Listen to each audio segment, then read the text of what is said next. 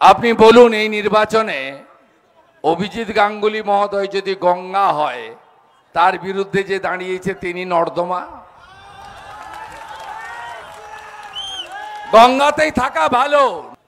ভাটাংশ, ঠিক কি বলেছে, কি ছিরি প্রার্থী, ইনি যাবেন আমাদের এমপি হয়ে, ভাবা যায়? জাস্টিস অভিজিৎ গাঙ্গুলি, তার সম্পর্কে আপনারা জেনে গেছেন, তিনি মোদিজির পরিবারের সদস্য হতে চান, তিনি মোদিজির কাছে যেতে চান। তার চাকরি বেশ কয়েক মাস বাকি ছিল,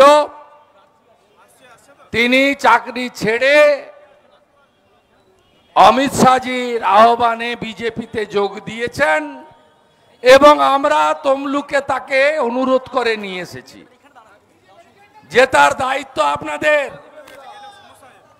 একে জিতিয়ে পাঠালে মোদিজি এইরকম লোকদেরই খোঁজেন, যাকে পাঠালে হলদিয়া বন্দর, হলদিয়া শিল্পনগরী, তাম্রলিপ্ত, আমাদের সামগ্রিকভাবে কোলাঘাট থেকে নন্দীগ্রাম, হলদিয়া থেকে ময়না, আমরা অনেক কিছু পাব।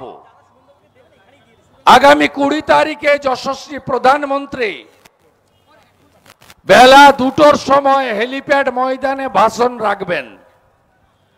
আমরা 1টার আগে কয়েক লক্ষ মানুষ হেলিপ্যাডে জমায়েত হব। আমরা হলদিয়াবাসী তৃতীয়বারের প্রধানমন্ত্রীর কাছ থেকে কি কি আশা করি, সেই দিন প্রধানমন্ত্রীর মঞ্চ থেকে আমি বলবো, আজকে আর বলছি না। আমাদের ভিডিও ভালো লাগলে লাইক এবং শেয়ার করুন। কমেন্ট সেকশনে গিয়ে জানান আপনাদের মতামত। আরও ভিডিও পেতে আমাদের চ্যানেল সাবস্ক্রাইব করুন এবং প্রতি মুহূর্তে খবরের আপডেট পেতে প্রেস করুন বেল আইকন।